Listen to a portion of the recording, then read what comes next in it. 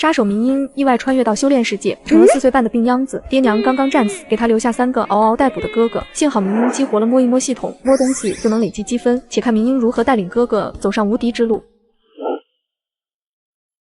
明海，你爹娘祖母均已下葬，现在你是一家之主，接下来有什么打算？他们是我的弟弟妹妹，我绝不会放弃他们的。你2个弟弟还好，就是鹰丫头那身体。走吧，我陪你回去，顺便看看鹰丫头好点没。就在明海带着村长刚进门，突然里面传来一道物体摔落在地，以及小女孩猫般的痛哼声。站住！陈神子，你拿了明海家什么东西？快交出来！妹妹，你对我妹妹做了什么？我不过就是来借丹米，鹰丫头不肯，非要跟我抢，然后自己摔倒了。借？你这是借吗？你这分明是偷！是讲明海爹娘在战场上为了让青龙军精英撤走，主动请求弹后，战死沙场，尸骨无存。明海祖母得知消息，悲伤过度，随着唯一的儿子儿媳去了。这点粮食是将军府发下来的抚恤粮，明海4兄妹就靠这点粮食过冬。你怎么忍心偷？怎么忍心抢？陈神子，你的良心是不是让狗吃了？村长，你看看鹰丫头7个月早产生下来到现在，什么时候断过药？他爹娘在世还可以拼命拿军饷养着他，现在他爹娘死了，明海拿了10两银子的抚恤金和50斤精米，不好好为自己和2个弟弟打算，还大把往他身上砸银子。与其让他们这样浪费，还不如借点米给我家几个活蹦乱跳的小子丫头吃。将东西放下，不然别怪我这个村长不念旧情。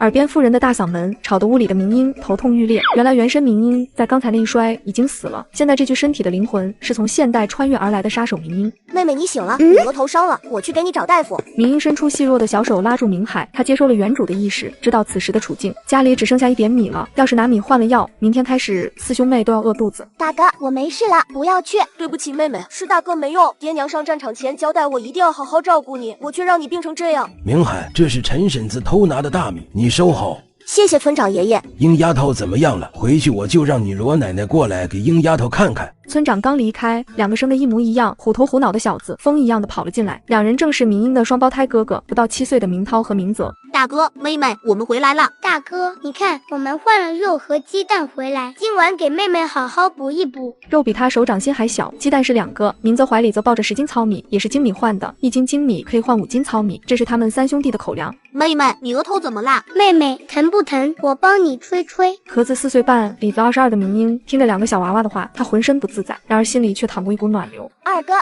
哥，我没事了。大哥，妹妹怎么受得伤？明海咬牙将刚才陈婶子偷米的事情说了一遍，又解释为什么没去请大夫。村长去喊罗奶奶了，先让罗奶奶看看。罗奶奶不在家里，我们回来的时候在路上碰到罗奶奶了。大哥，你在家等着，我们去请罗奶奶。明泽说完就拉着一脸懵的明涛跑了。3弟，我们刚才没碰到罗奶奶啊。2哥，小点声，我们去给妹妹报仇。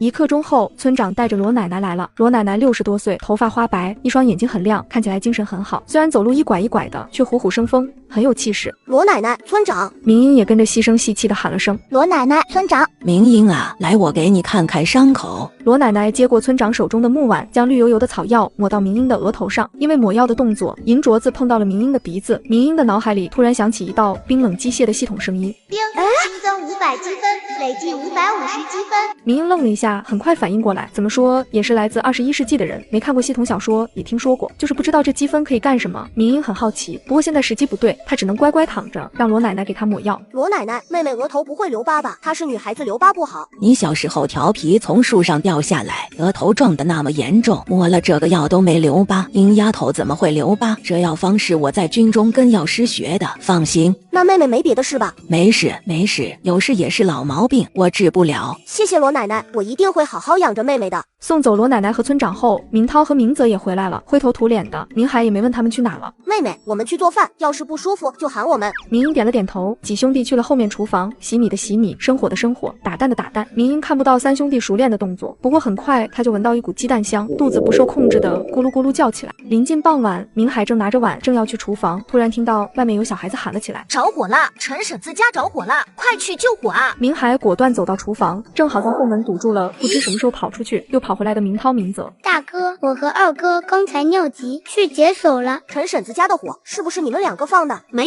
有，绝对没有，我们就是去解了个手。没错，大哥，我们去解手了。二弟、三弟，给我说实话，要是不说实话，罚你们今晚不准吃晚饭。真的，大哥，不信我可以发誓。二弟，你说你不想饿肚子吧？大哥，是我和三弟放的火，是三弟带我去的。三弟说谎了，我们没碰到罗奶奶，也没去请罗奶奶。三弟说陈婶子欺负妹妹，要教训她，替妹妹出气。明涛什么都说了，把明泽给气死了。他生气地踢了一脚明涛。你不是答应不告诉大哥的吗？我是答应你了，可饿肚子太难受了。哼，我之前说晚饭分你一半，现在不分给你了。大哥都罚你不准吃晚饭了，你本来就没得分给我。以后谁说我二哥好，我跟谁急。瞧瞧一扯上吃的，他比谁都低迷。杀手明英意外穿越到修炼世界，成了4岁半的病秧子。爹娘刚刚战死，给他留下3个嗷嗷待哺的哥哥。幸好明英激活了摸一摸系统，摸东西就能累积积分。且看明英如何带领哥哥走上无敌之路。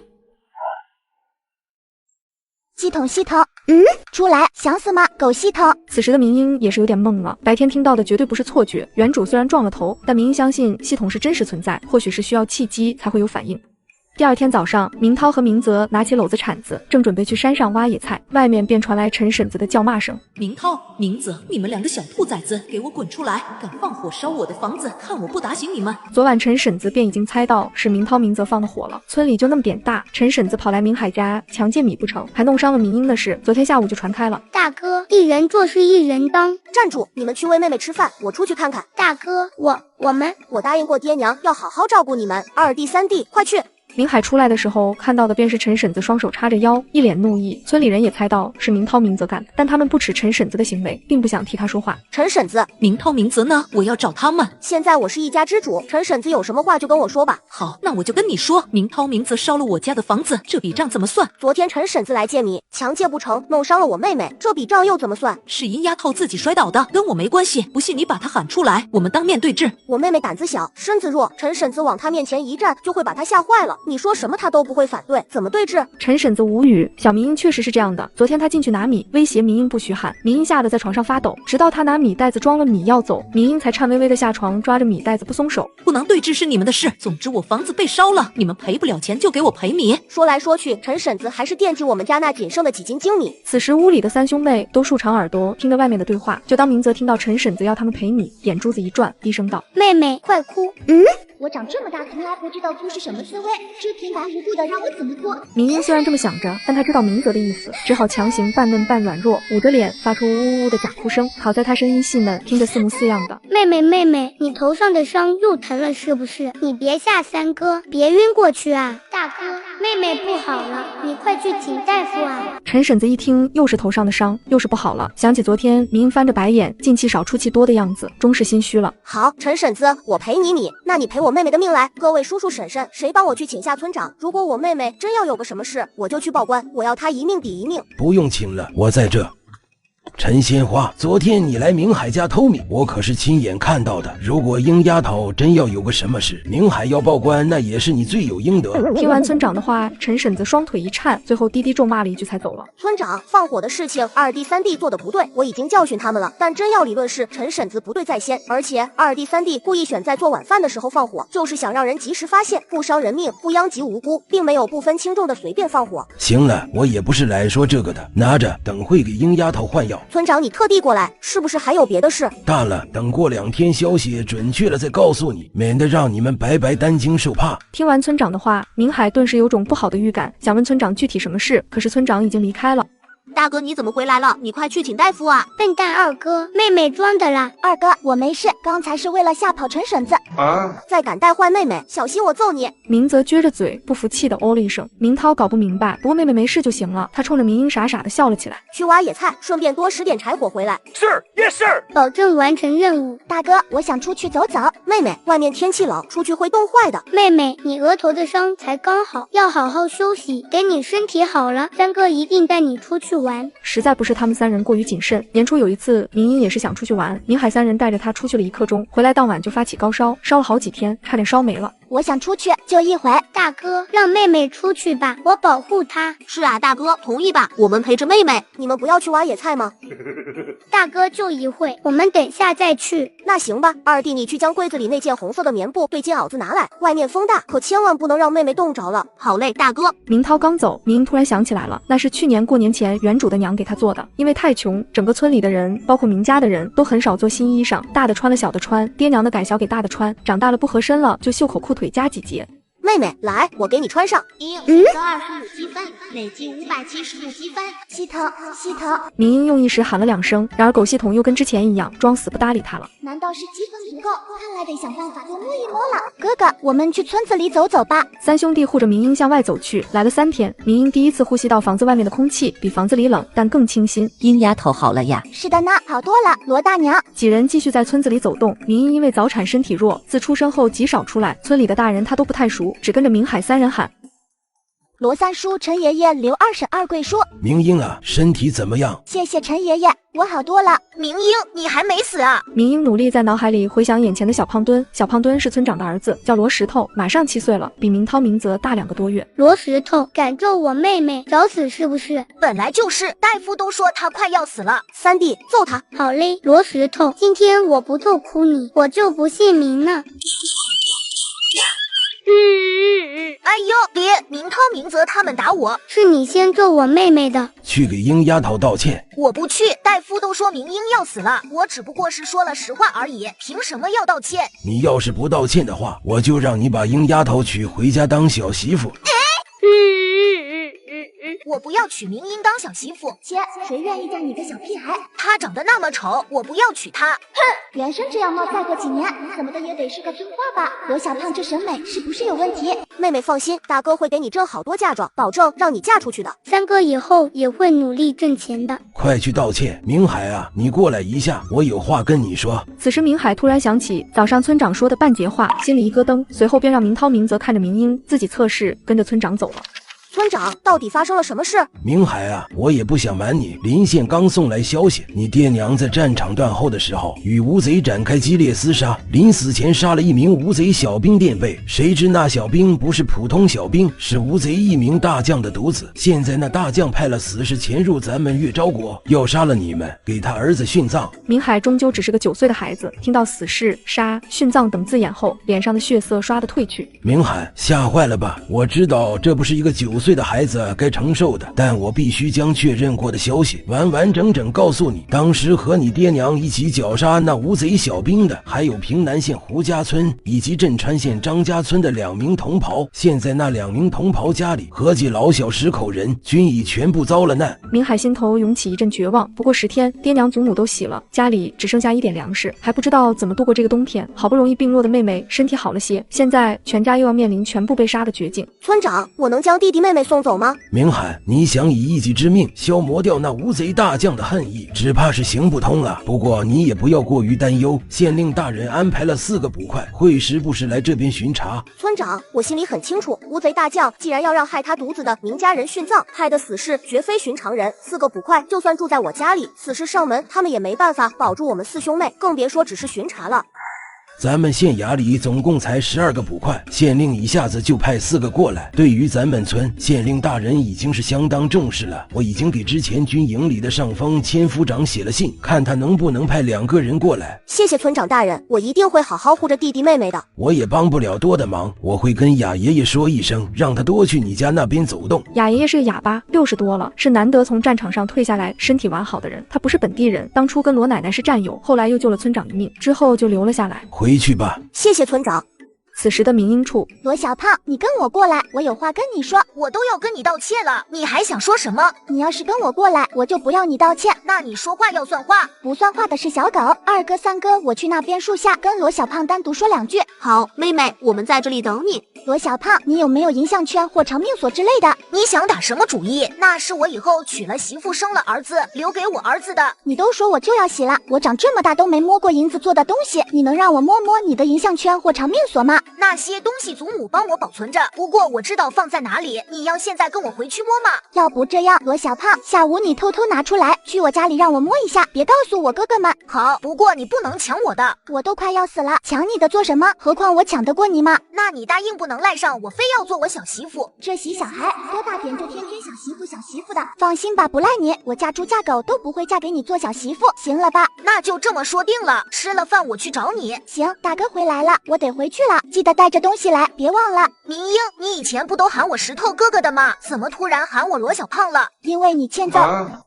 妹妹，你怎么和罗小胖在一起？他没有欺负你吧？没有，大哥，村长找你，是发生了什么事吗？在明海靠近的一瞬间，明英明显感觉到明海的气场发生了很大的变化。作为杀手，当他要杀的人在临洗前知道自己要洗时，那种绝望、恐惧、不甘的气场，没有人比他更熟悉。大哥，村长到底跟你说了什么？村长说今天天色灼黄，可能要下雪了，担心我们家里柴火不够，让我们多做准备。不对，怎么可能会是这事？如果只是说这些，村长又怎会将大哥带去那么远？妹妹，不要怕，大哥会保护你的。看样子是真发生什么事了，不然大哥身上的气息不会改变的。妹妹，我们回去吧。好。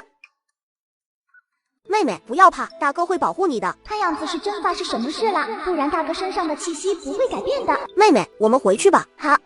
午饭过后，三兄弟全都上山了，挖野菜的挖野菜，捡柴火的捡柴火。等他们走了后，罗石头偷偷摸摸的来了，怀里紧紧揣着一块蓝底白碎花布包裹的东西。明英，银项圈、长命锁都在这里了，你快摸，摸了我拿走。要是被我祖母和爹发现了，他们会打我屁股的。明英以为小胖子只有一样，没想到他居然2样都有，兴奋的眼睛都亮了起来。就在明英伸手触碰到银项圈时，果然之前的系统声再次在耳边响了起来。新增积分800，累计积分1502分。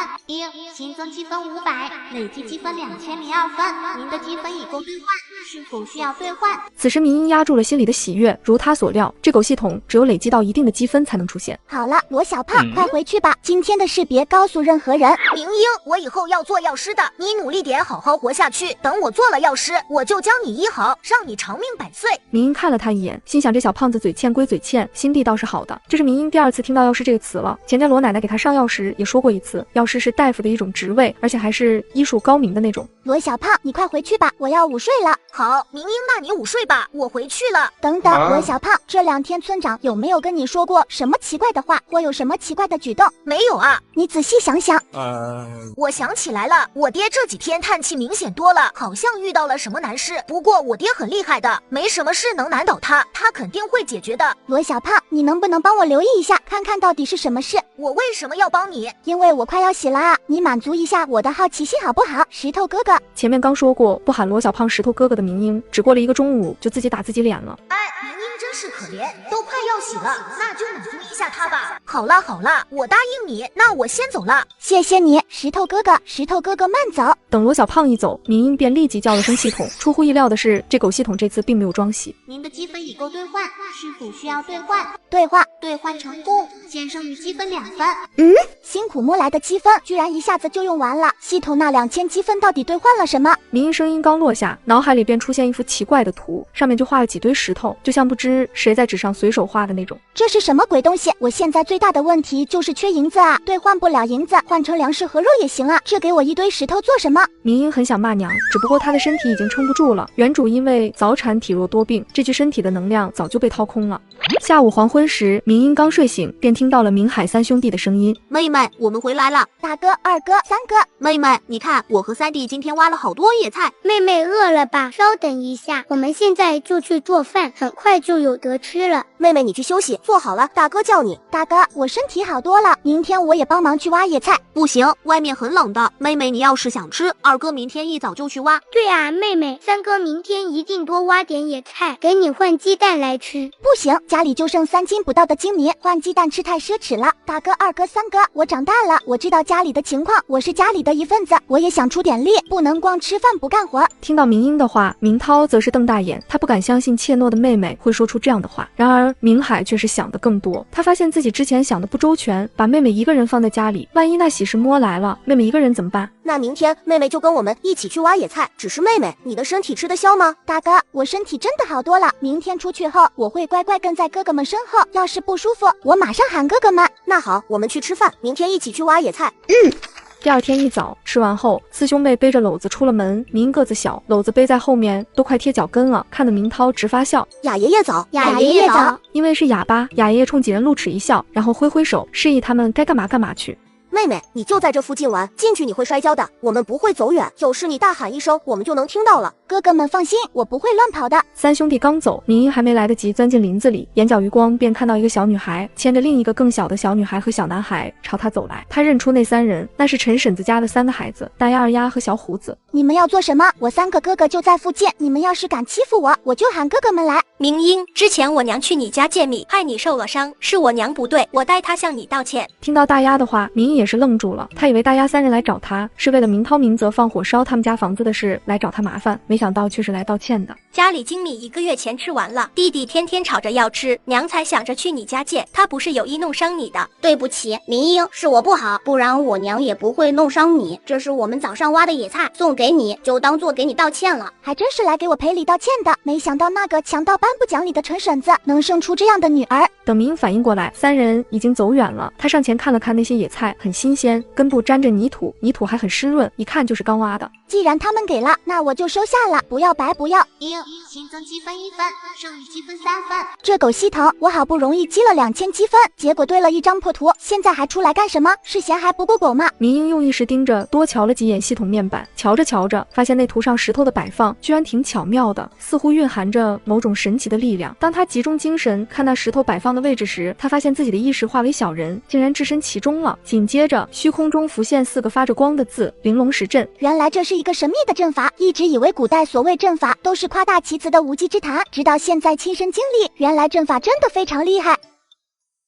续接上集，在罗小胖的帮助下，明英不仅摸够了2000积分，还顺利的兑换了玲珑石阵的阵图。意识归位，坐在树下的明英睁开了眼，因为意识空间没有太阳，不知道时辰，明英不知道坐了多久，只感觉肚子咕咕的饿了。先试试这阵法怎么样，说不定明天还能抓些小动物之类的。说着就干，没有花多大功夫，明英就搬来了一堆小石块，并按照图上石块摆放的位置摆放起来。等他调整几次，确定跟图上摆放位置一模一样后，正准备进去试试效果，明涛的大嗓门由远及近：妹妹，二哥，我在这里。咦，妹妹，这野菜哪里来的？这是陈大丫给的，说替他娘陈婶子给我道歉。切，这么一点野菜就想抵消妹妹受的罪？就是，陈婶子是陈婶子，大丫是大丫，她没被她娘教坏，还能知道是非黑白，已经很不错了，没必要把陈婶子的错算到大丫几个身上。大丫是陈婶子的女儿，陈婶子犯了错，大丫难道不应该替她承担吗？说到承担责任，明海突然想到爹娘嘎了5国大将的犊子，吴国派死士来杀他们的事情。明海只恨自己无能力保护弟妹，却从来没觉得这不是他该承受的事情。说到这，我都说饿了，真想晚上出去吃顿好的，好好犒劳一下自己。像我出去消费都用美团团购，团咖啡奶茶、快餐零食、简饭美甲9块9就够了，特价团还有更便宜的，在美团搜特价团9.9，或点击评论区链接就能团，吃喝玩乐全都有，不用就亏了。美团团购店好多，省好多。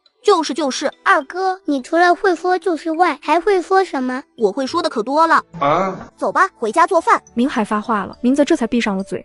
就在几人快到家的时候，又遇到了雅爷爷。明英此时还没觉得奇怪，因为他以前在家养病，几乎不出门，不知道雅爷爷从前几乎不来这边。雅爷爷，吃午饭了吗？雅爷爷做了个手势，意思是马上回去吃。雅爷爷，我们进去做午饭了。今天2次碰到雅爷爷了，早上1次，现在1次，比以前半个月碰的还多。二哥，以前为什么碰不到雅爷爷？二弟、三弟，过来帮我做午饭。妹妹，你先休息，我去做饭了。看来村长说的事情，雅爷爷也知道，要不然嘎哥不会故意打断，这也太明显了。明英很想知道是什么事情，让明海展露出那种将死之人才会有的恐惧与绝望。可明英知道，现在的明海一定不会告诉他。看来只能等罗小胖那边了，希望他能从村长那里探到一点消息。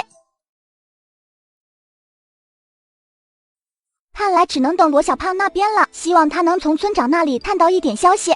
午饭过后，明海刚要出门，便撞见了迎面而来的村长。明海，好消息，我刚才收到千夫长的回信了。他有个好友徐长风徐武师，在青龙武院的外院任教，恰好有事回老家，要经过我们姚安县，大概5天后就能到。青龙武院外院任教的徐武师，他要过来，真的吗？是真的，明海，只要挨过这5天，徐武师一到，你们就不用怕了。明海只知道武师很厉害很厉害，他爹可以1打10，武师可以一人打几百个他爹这样的人，由此可见武师的战斗力有多强。好了，暂时可以先放松一下了，这5天小心点，尽量少外出。5天后徐武师来了，一切都不用担心了。谢谢村长。好了好了，回去吧，我跟雅爷爷说一声，让他这5天辛苦点。还有你们二贵叔那边，我也跟他说了，让他多造点木毛出来，先给你们防身。此时的明英趴在窗边，眼巴巴看着远处说话的村长和明海，见两人似乎结束了对话，往家这边走来，他赶紧跑到床边，闭上眼装睡，直到听到明海推门进来的声音，明英假装刚醒来，揉着眼睛坐起来。大哥，你回来了。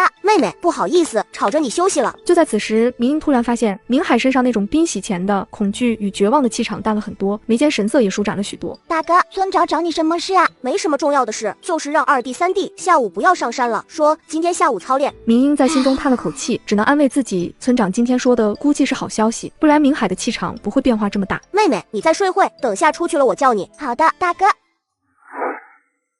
在越昭国，男女都是要上战场的。男13岁，女15岁或成亲生了第一个孩子后，便会去往战场。为了尽可能的在战场上活下来，他们在还是孩子的时候就要开始操练。5至10岁的小孩子每周集体操练1次，10岁以上的跟村里的大人一起，每周集体操练2次。银丫头，你也来看他们练武啊？过来让我看看你的伤怎么样了。罗奶奶，大夫说你好多了，我还不大信，这一瞧真是好多了。银丫头，你的命是哥哥们给的，一定要好好活下去，长大了好好报答哥哥们。知道了，罗奶奶，我会报答哥哥们的。明英，你哥哥们为了替你治病，连找师傅学功夫的银子都花光了。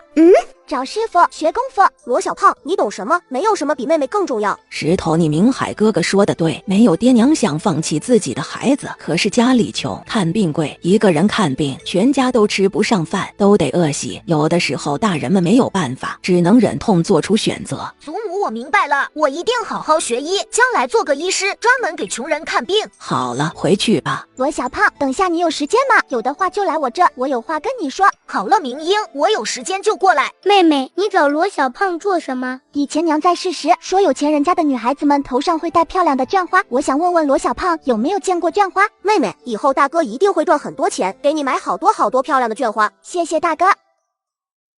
明英，你找我什么事？罗小胖，你知道哪里有教书先生吗？束修多少？什么教书先生？我只知道教功夫的师傅。那要是有人要考科举，去哪里学习？什么科举？没听过。那状元呢？不知道。秀才呢？什么东西？能吃吗？明英，你在说什么？这到底是个什么朝代？竟然没有科举？那些有钱人家的孩子很想学什么？还有那些当官的又通过什么途径向上爬升？罗小胖，你们都不用学习文字，那你们天天在家干什么？学功夫啊！学了功夫考上青龙5院，以后就飞黄腾达了。我爹说从青龙学院出来的最少是千夫长，他的上峰就是从青龙5院出来的。你的意思是，如果考不上青龙5院，就只有上战场当炮灰这一条途径？我大哥二哥就是因为当年没考上，跟着师傅练了几年后直接上战场，不到1年就战死了。明英猜想，这个时代当官可能不是通过科举，而是通过举荐或世袭之类的。科举制度虽然弊端良多，但却是寒门子弟唯一飞跃龙门的机会。现在这条路没了，那哥哥们和他就只有上战场一条路了。不想洗那么快的话，最好的办法就是先考上青龙5院，不必直接去战场当炮灰。次日一早，天空下起了小雪。明海4兄妹刚出门，便见远处走来的村长，后面还跟着县令派来这边巡逻的1名捕快。明海，你过来一下，我有话跟你说。2弟、3弟、妹妹，你们在这里等着，我马上回来。明海，刚才张捕快送来一封信，是徐武师的信。胡牛县那边7天前开始下大雪，把河道给封住了，徐武师过不来，他正在想办法。村长，你的意思是？明海啊，今年各地雪都下得早，河道受阻，雪路难行，我担心徐武师可能过不来了。村长，按理说徐武师过不来，那些死士应该也过不来吧？明海，我们刚得到消息，死士3天前在元安县嘎了另一位与你爹娘一起战死的同袍的家人，我担心那些死士可能早就提前过来了，他们只是还没有寻到这里。我们不能把希望寄托在徐武师身上了。按原行程，徐武师恰好与死士差不多时间到达，然而现在突发变故，徐武师过不来，但那些死士一定会来。此时的明海仿佛置身在无边无际的黑暗里，周边皆是万丈深渊，周边的声音仿佛一下子消失，胸膛里的空气被瞬间抽空，一种无能为力的绝望将明海笼罩。回去跟弟妹们好好说一下，明天过来我家地窖里先躲着。谢谢村长。回去吧，跟弟弟妹妹们好好说下。好，村长，我这就回去安排。也就在此时，明英看着远处的3人，他再次感受到了明海身上那种临死前恐惧与绝望的气场，比上次更甚，甚至连跟他一起的村长都似乎被沾染了几分。明英，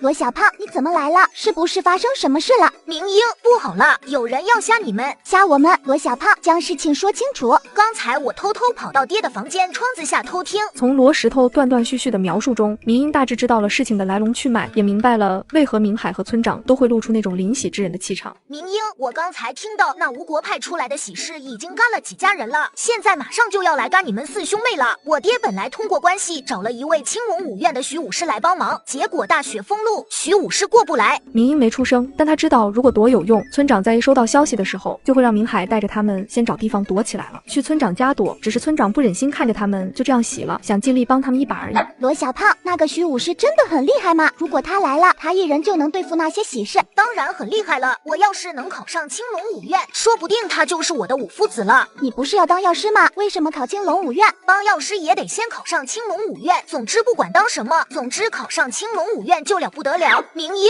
你问这些有的没的做什么？你和你哥哥们都要洗了。乌鸦嘴，我和哥哥们才不会洗。罗小胖，你回去吧，晚上不要过来了，明早我们就过去找你。明英，那我先走了。待罗小胖走后，明英便在脑海里飞快地想着，如果他是那些喜事，他会怎么做？妹妹，罗小胖找你干什么？大哥、二哥、三哥，刚才罗小胖过来，他偷听到了村长和大哥说的话，什么都告诉我了。洗罗小胖，我去揍死他。不对，等等，妹妹你怎么一点都不害怕？妹妹，你说你知道什么？爹娘嘎了一名小兵，那小兵家里人派喜事来要嘎死我们。妹妹知道喜是什么意思吗？哥哥们，我长大了，真的长大了。明英再次认真道，上次他这么说时，明海没相信他，但这一次明英表现得这么镇定，不得不让明海相信妹妹真的长大了，懂事了。妹妹别怕，二哥会保护你的。我相信哥哥们，不过哥哥们要答应我，有事不要瞒着我了。好，我们回家吧，收拾好了就去村长家。第二天一早，4兄妹简单收拾了一点东西后，便往村长家赶去。只是待4人去到村长家的时候，他们发现不止他们，村里好多大人也都来了。你们来了，明涛、明泽带鹰丫头去找石头玩去，我们大人有话说。村长，妹妹都知道了。他都知道了。村长也是吃了一惊，看明涛、明泽面上眸中掩饰不住的不安。村长知道明海告诉他们了，可是明英神情正常，一双眼睛又蓝又亮，比以前还精神，半点看不出知道喜事事情的样子。或许是年纪太小，还不知道什么是喜事吧。既然都知道了，就留下来一起听吧。出于安全考虑，今天把大家都喊来，是想告诉大家一件事。随后，村长便将喜事的事情从头到尾说了一遍。只是待村长说完后，整个小院鸦雀无声。那些喜事心狠手辣，若选择留下来，很可能会没了性命，所以是去是留，大家自行决定。您要留下，我知道了，我也留下来。村长点了点头，接着有几户表示了要离开，他们身体不好，孩子太小，没有别的亲戚可以托付了，包括陈婶子。大家不用感到愧疚，愿意留下的我们感激不尽，不愿意留下的我们也不会怨恨的。村长带我将孩子们送到娘家后便回来，鹰丫头上次伤了头都是我的疏忽，但明海几兄弟不但没怪我，还上门道谢，有好处也想着我，我一直放在心上，现在有这个机会，我想留下，只是孩子们我要先送走。多谢各位叔叔婶婶，若有机会，我明家兄妹一定会报答大家。行了，事情大家都知道了，都回去准备吧。明海，你二贵叔做了点短毛，你带着弟弟妹妹也挑个趁手的。为了明海，这是给你们防身的，可不能用来随便玩闹，知道吗？知道了，村长，这个是用来保护妹妹杀敌人的。村长爷爷放心，爹娘说过，咱们手中的刀不能对准自己人，只能对准敌人。二贵叔，能不能给他做件衣服？做衣服。要是坏人来了，坏人一看到就会抢走了，给他穿衣服，坏人就看不到了。鹰丫头这一说倒提醒我了，二贵，你多做几根这么大小的，再给他配个套子，我们藏在袖子里或腰间，当匕首用。就是这个意思，不愧是村长，一说就明白了。好，我马上回去做。明英，陈大丫，你找我什么事？这个给你保命用，我娘弄伤你的事，就一笔勾销。如果有坏人靠近你，你就拿这个刺他的眼睛。你爹娘是英雄，你是他们的女儿，你要勇敢。说着，不等明英反应过来，陈大丫便直接将东西放到了他手里，转身就跑了。东西用布裹着，打开一看，是一个铁质剑足，因为保养得当，十分光亮锋利。丁新增积分150分，剩余积分553分。这不是大丫他爹送给大丫他哥的吗？大丫他哥，村长，我怎么不知道陈大丫还有个哥哥？喜了，4年前病喜了，你那时出世不到半年，所以不知道。大丫他个大胡子跟你一样生下来身体弱，大夫说活不过10岁。大胡子羡慕别人能骑马射箭上战场，他爹没战死的时候，就给他买了支箭弥补他的遗憾，就是你手里的这个箭足。后来大丫他爹战死，原本家里就穷，大胡子又病重，陈婶子怀着小胡子，家里还有大丫二丫要养，实在没多的钱给大胡子治病，只能让大大胡子就这样去了。村长情绪复杂的看了一眼明海几兄弟，虽然什么都没说，明英却大概有些明了了。陈婶子放弃了亲生儿子，而明海几人却无论如何也不肯放弃明英。他虽是不得已的选择，但对比之下，他一定觉得自己不配为人母。行了，没了的人已经没了，活着的人得想办法活下去。走吧，我带你们去地窖。村长，不好了，那吴国喜事已经来了，他们守在村子出口附近，只要离开村子的，就会被他们嘎死。狗蛋家和荷花家的全被他们嘎了。原本以为喜事要嘎的是我们四兄妹以及护着我们的人，可没想到他们居然是要嘎了整个村子的人。明英扭头看向村子出口的方向，尽管房屋阻隔了他的视线，然而他却仿佛透过阻碍感受到了不远处同类的气息，身体里的血液猛然间沸腾起来。这是一场喜事与杀手的较量，猎杀与反猎杀，最后谁会赢呢？明英很期待。罗小胖，你这又哭又笑的，搞什么？我爹不送我走了，我很高兴，可一想到我就要洗了，我又好难过。罗小胖，我们不会洗的，快把嘴闭上，丢不丢脸？我还没娶小媳妇，给罗家留个后啊！我那银项圈长命锁都没人继承了。罗大娘，把村里所有人召集过来。好了，村长，我现在就去。二弟、三弟，你们带着妹妹和罗小胖在这里，我上去看看。大哥，一起去吧，我想听听大人们的安排。对呀，大哥，我们一起去。明海想了想，终是点了点头。不管村长他们有什么打算，现在这种时候，明海不可能瞒着明涛三人，与其转述一遍，不如大家一起去听。那我也去，你们都走了，我一人在地窖有什么意思？罗小胖，你不怕了吗？反正人都要洗的，有什么可怕的？那好，我们一起走，就算要洗，也要拉上无贼垫背。相信大家都知道了，现在死尸堵在村子出口，去一个嘎一个，狗蛋家和荷花家的已经全部被他们嘎了。看来喜事是不打算放过我们罗家村任何一个人，我们必须团结起来，共同抗敌。村长，在战场上你是白副长，在这里你是村长，你有什么想法直接说，我们听命行事。都是在战场上经历过生死的人，在短暂的慌乱后，所有的人都恢复了冷静。此时此刻，他们不是村子里的普通人，而是战场上的战士，一切都得听从上峰指令。那我就直接安排了，家里肯定是不能住了，所有人都转移到后面山脚下去，在那里搭2个大帐篷，一个男人住，一个女人和3岁以下的小孩住，将各家的棉被、柴火分批运到帐篷。一旦死尸开始进攻，所有大人点燃棉被、柴火迎敌，孩子们往山上跑，能跑多远跑多远，多活一个是一个。县令大人派了4个捕快在附近巡逻，我们罗家村的异样定会很快被发现，县令大人会派人来救我们的。听到村长的安排，不少人悄悄松了口气，可明英却不这样认为。他不知道村长是为了安慰大家，还是真的这样想。在他看来，那4个捕快一定已经嘎了，要不然喜事不会这么明目张胆的堵在村子出口处。陈大丫，你跟我过来，我有话跟你说。明英，你要说什么？大丫，帮我做一件事，陈婶子去我家强奸米弄伤我的事，就一笔勾销。明英，我给你建族的时候已经说了一笔勾销了，那是你强塞给我的，我没答应。明英，你想让我干什么？帮我去搬石头，越多越好。明英，现在不是玩的时候，你要是想我陪你玩，等这次的危机过去了，你想我搬多少我就搬多少。我不是在玩，我是要布阵。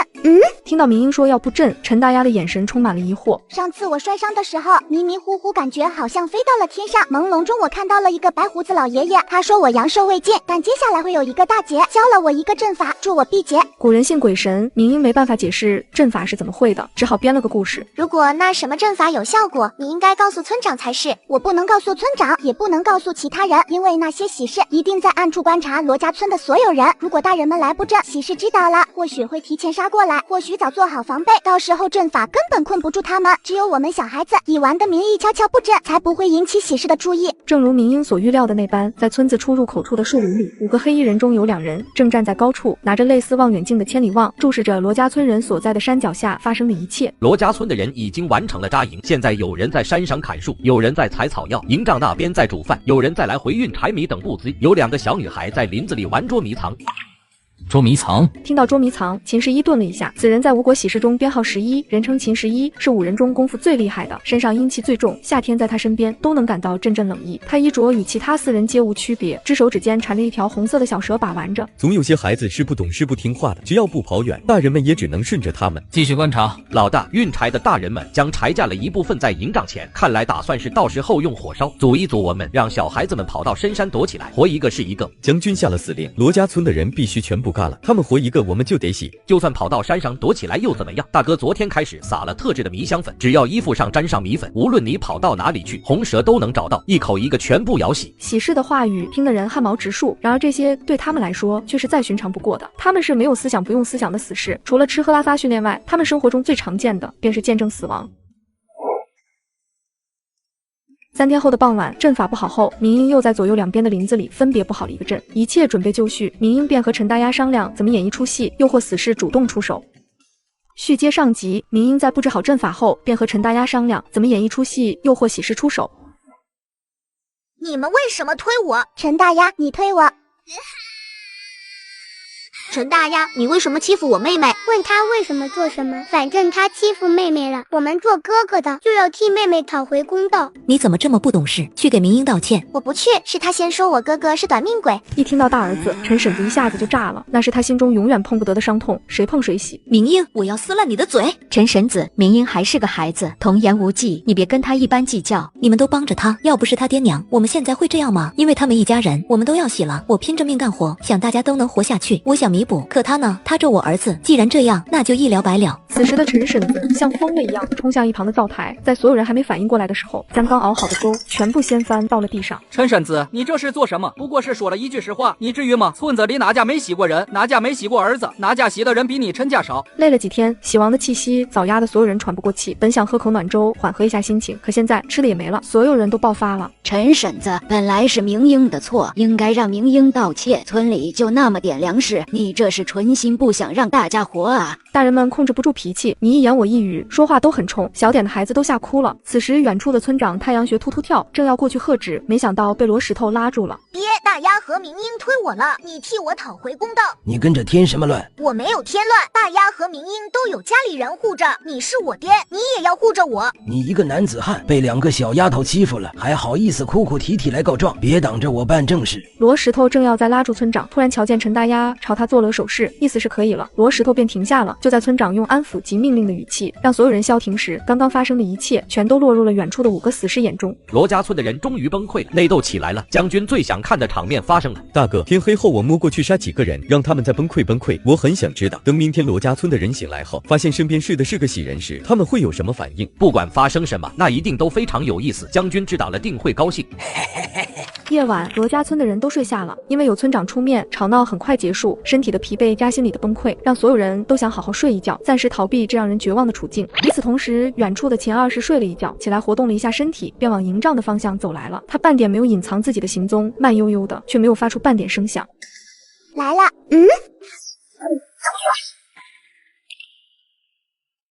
明明是一堆乱七八糟的石头，难道我进了传说中的阵法里？但白天那些大人们在这里走来走去，小孩子们跑来跑去，为什么没有任何异常？就在秦二世还阵法的同时，下一秒无数巨石在他身边拔地而起，像从地下突然长出的藤蔓一样。这是什么鬼东西？此时的明英蹲在石头后面，神经却一下子紧绷了起来。杀气是从那个喜士身上传出来的。就在此时，明英突然做了个手势，阵法中的秦二世顿时惊讶地瞪大了双眼，只见上空一只恐怖的大手向他袭来。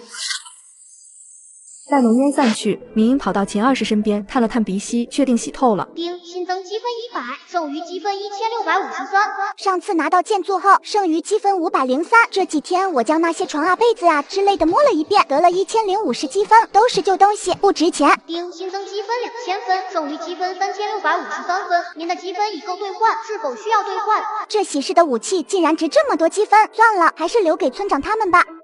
哎，年轻就是好，倒头就睡。这般想着，明英便撤了石阵，抹平足迹，果断离开，从营帐右边绕过去营帐后面。他进去的时候，陈大丫已经回来了。明英怎么样？搞定了。陈大丫一愣，他也没有想到明英说的是真的，他真的会阵法，而且还打了武功高强的喜事。就在陈大丫还想问那喜事是不是真的喜了，外面突然响起了罗三叔的大叫：“死士来了！快准备迎礼，把孩子们弄醒，不对劲马上往山上跑。”村长，那是什么？好像是个人。大家拿好武器，走去看看。没有别的伤痕，只有脖子要害处有一个致命的伤口。村长，这是来嘎我们的喜事，这是吴国贵族的族徽，是喜事无疑。既然喜事嘎了，是不是代表我们已经安全了？吴贼大将派来的喜事应该不止一人。那他是谁杀的？难道有人在暗中保护我们？如果是保护我们的，以前不现身可以理解，现在嘎了一人，其他喜事肯定知道来了人，再隐藏没有必要。我们出来这么久了，都没人现身，有人保护我们的可能性不大。所有人都同意村长的分析，只是这样一来，大家更糊涂了。那这喜事为什么会嘎在他们的营帐前？到底是谁嘎了他？没有帮手，我们这里没人出过手，喜事却嘎了，唯一的可能就是他们自己人起了内讧。村长说的不错，现在罗家村能打赢喜事的只有喜事自己人。行了，都回去睡觉吧，待明日再来处理这具身体。